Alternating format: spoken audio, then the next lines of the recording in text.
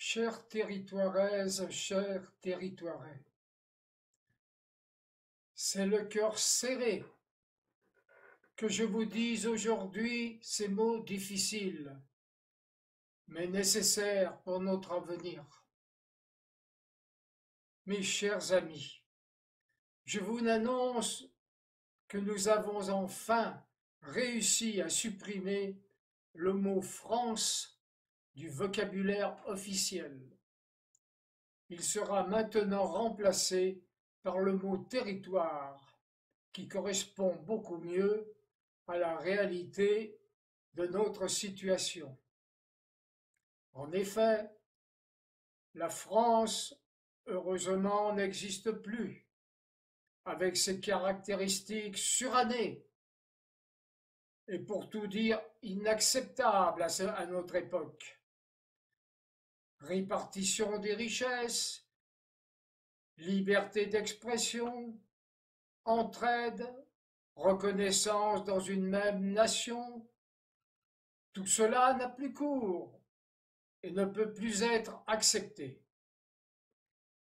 Je constate ainsi avec joie que lors de la présentation à la télévision du territoire, des bulletins de la météorologie, le mot France n'est jamais prononcé, et que si parfois le mot pays se glisse au détour d'une phrase, l'essentiel du propos est axé autour du mot territoire, seul adéquat et admissible. Nous sommes donc enfin parvenus à bannir ce mot de notre vocabulaire, et lorsqu'il n'y a plus de mots pour le dire, la chose ne peut être exprimée et disparaît de notre réalité et de notre mémoire.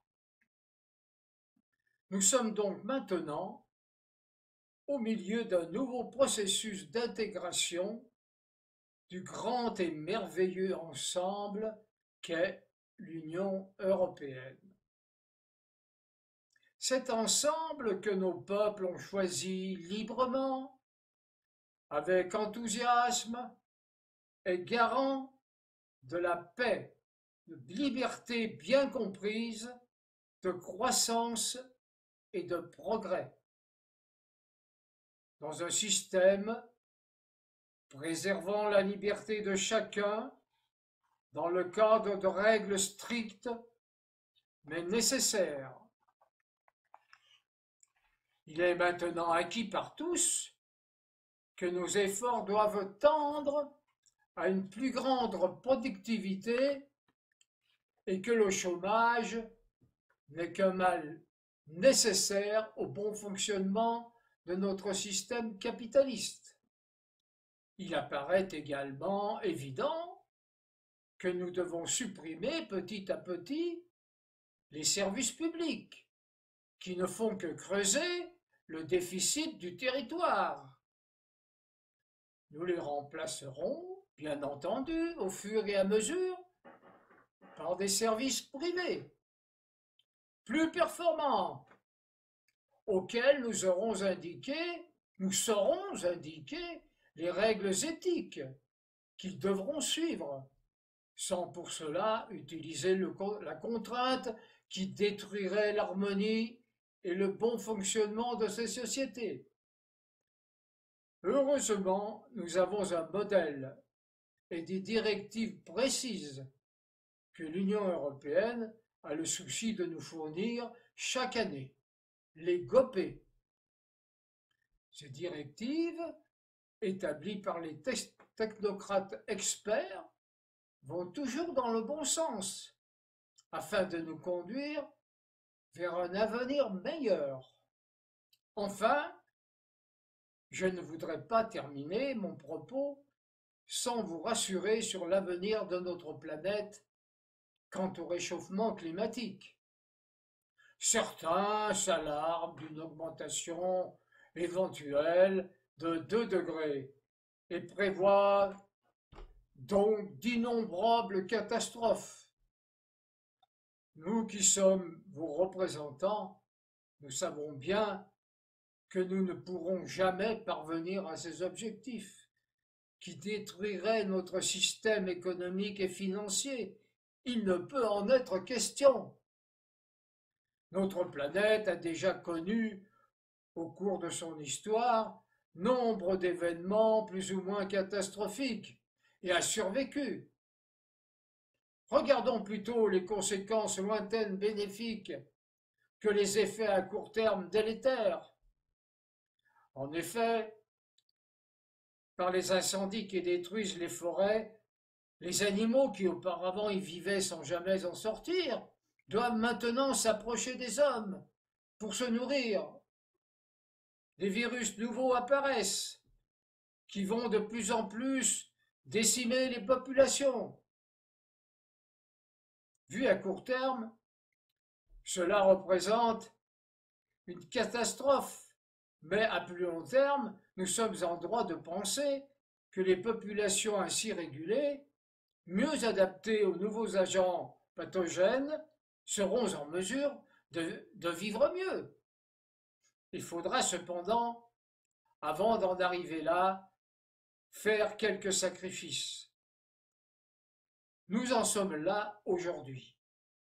La Covid-19 décime notre population et nous sommes obligés de prendre des mesures contraignantes et qui vont nous conduire à une situation économique catastrophique. Lorsque nous serons sortis de cette pandémie, notre dette sera abyssale et insoutenable. Nous devrons tous faire de très grands efforts et accepter les décisions que nous serons ainsi obligés de prendre pour le bien de tous. Territoiraises, territoirais, ayez confiance en moi et en mon gouvernement. Nous saurons vous guider et vous assurer une vie heureuse sur un territoire assuré de la quiétude indispensable à une société harmonieuse. Quiétude garantie par l'absence de responsabilité et de décision, toutes assurées par la tutelle éclairée de notre Union européenne. Vive l'Union européenne, vive l'Empire états-unien, vive l'ordolibéralisme. Eh bien, voilà, c'est un discours que vous pourrez peut-être entendre dans quelque temps par soit notre président de la République actuelle, soit le futur président, bien entendu, si vous décidez de garder un fervent partenaire de cette Union européenne qui nous détruit lentement, insidieusement, mais sûrement. Faites-vous votre opinion. Merci de m'avoir écouté.